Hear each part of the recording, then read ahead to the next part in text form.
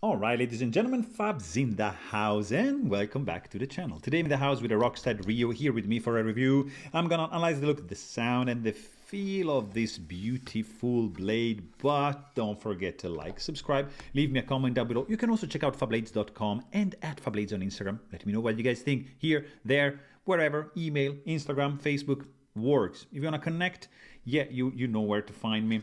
Let's go ahead and see what's inside this box. Wooden box for Rockstead. And by the way, I need to say a huge shout out to my buddy Guillaume for being that nice of a knife bro and sending me this stuff to check it out. So I'm able to share my impressions with you. So thanks, bud. A little bit of info from Rockstead. You get also like this specification, registration number, and all the details right over here to check out. Like for example, I mean, this is ridiculous. This is the grind, by the way. It's insane. But anyways, we are here to check out this nicely padded box, wooden case. Ryo, Rockstead, made in Japan, 1,800 bucks. This is not a cheap knife, guys. Let's do quick measurement. 3 inches, a little bit more for the blade, 3.2, 3 cutting edge, 4.5 overall handle, 7.75 inches for the overall length for this bad boy. Just a couple here. Notorious Sebenza, not notorious, I mean, pretty well-known Sebenza, small 21, large 21, to give you an idea for about this Rockstead. I'm just gonna be quick here, just gonna show you another couple of beauties. I got Holt Bladeworks haptic inspector, which are pretty much, I mean, this is like pretty much in between these two beauties. And what else? I'm gonna show you a couple of Shiro because I mean Russia is close to Japan, right? So look at that. Custom Division F3NS and Neon NL in the house to show you that this is not a huge knife, but still medium-sized knife.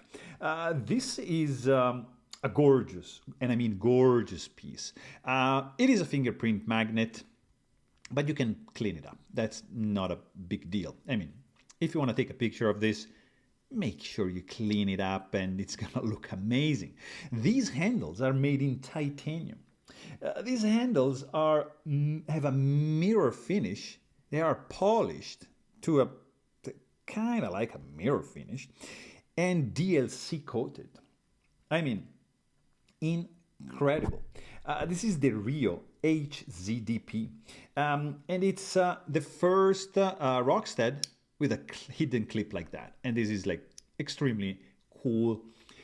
I mean, the milling is amazing. This is like bent starburst with the look at the curvature that is inside every groove is fantastic. Really nicely executed. The chamfering on the edges, on the inside, you have made in Japan engraved on the inside. There is no internal skeletonization on this piece right over here. I'm very curious to take this guy apart, but I'm not gonna do it because it's a loaner, so I'm not doing it. But this 3D milling going on is fantastic. Finger groove right over here, beautiful. Choke it up, fantastic. It's very nice in the hand. You have the tip of the blade, which is buried down completely right there, centered and absolutely protected by this part, the heel of this handle, which kind of looks like an integral. Of course, it's not, but it's very safe. The opening mechanism is going to be through the thumb studs, which are two, and or like you can just use this kind of nail nick over here. You can't just do a slow roll with that hole, of course, like groove, but of course the thumb stud is going to be the preferred method to deploy the blade. I'm not sure if the pivot underneath the hood is captive or not, because there's no maintenance video for this fella. It's pretty cool. This is a button lock, as you can see. So you see, you can just pull, and then when you open it up, the button just pops out, engaging the where is it? That notch right over here. So like that, boom, pretty solid in place. There's actually a little bit, tiny bit of blade play. Very small, but I kind of feel it. That's interesting. Anyways, I was talking about the screws, because there's like 3 T6 Torx bit screws, which is not ideal, and they appear to be screwed into the titanium. So I'm not gonna open this guy up. I'm kind of scared a little bit, to be honest. What is pretty cool is the hidden pocket clip. Pretty clever design. Just pop it up like that, and you're gonna have like a disappearing pocket clip on the spine of the blade. Pull it up and there's a nice tension. The only thing is that when you put this in the pocket, you know, it should be like this, right? The pocket is like that. And then, you know, because of the nature of the fabric, this is gonna just twist like this and be flush on your thigh, for example. And so it's gonna bend like that, the fabric of your pants or whatever. So it's not ideal. As long as you keep this on the edge of the pocket, then you're gonna be fine. But the mechanism, guys, is so clever. It kind of reminds me, you know, there's like Marfion, the sigil has this clip like that. Also, I'm thinking about Lion Steel is doing some spring loaded hidden pocket clip. So I mean, there's quite some solutions for the hidden pocket clip and disappearing, and you know, this is a very, very clever one. It's not reversible, of course, it's just gonna stay here. And then, guys, you get to admire this blade. I mean, check it out. Gorgeous jimping. There's a very unique swedge if you check the spine on the blade. Look at that, very short. You have a nice, very, very cool ship's foot blade shape. Pretty much full bellied, convex grind. This is Onzukuri convex grind. And this blade, if you notice, has a pretty unique finish. Probably it's beside my fingerprints. I can say this is the best blade finish in the business. It has this is like a ZDP 189 steel, mirror polished like to perfection on the bevel, on the primary bevel, not on the flats, which are kind of like vapor blasted. The studs are polished to create a nice contrast with the flats.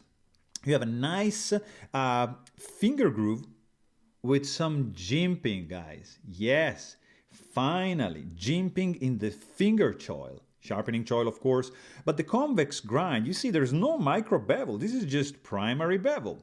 So yeah, they offer like free sharpening, free maintenance and they also do regrind for free on the blades. So because yeah, I'm not gonna I have no idea on how to sharpen like this kind of thing unless I want to add a micro bevel.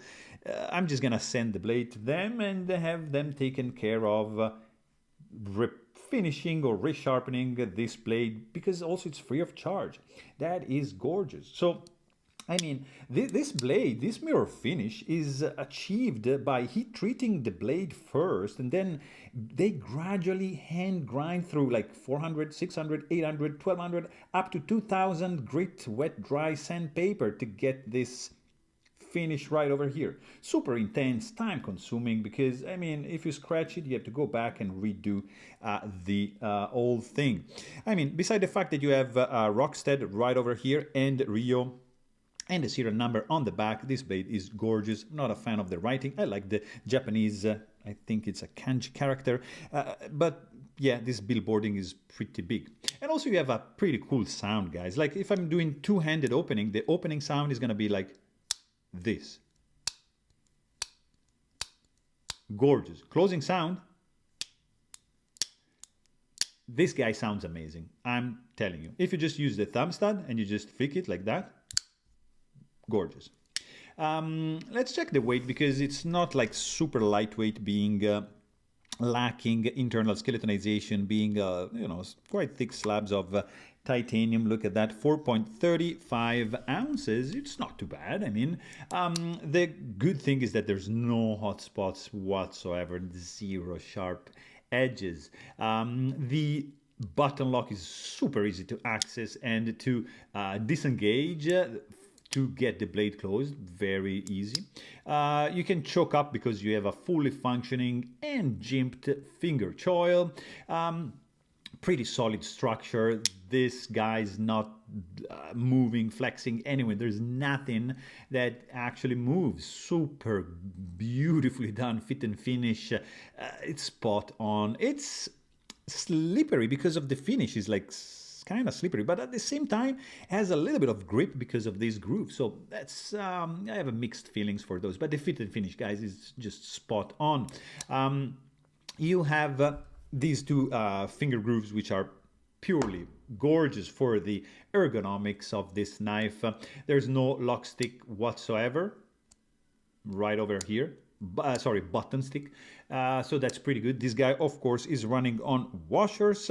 In fact, the action is smooth. There's no guillotine, no drop shot, nothing. This is just hydraulic feel, pure up to the end. And the detent is on the medium light side, but still, I think this blade shape just caught me. Like, I really love this design, the blade shape, the milling, the quirkiness, let's say, of the spine, the clip on the spine of the handle. It's a clever solution. I mean, it is a very expensive knife, guys, but I mean, if you consider the time, the efforts done, put like into designing, creating, polishing, and everything, it's kind of justifiable. So I understand that. So there you have it. Hope you guys enjoyed this video, and thanks for watching. Stay tuned.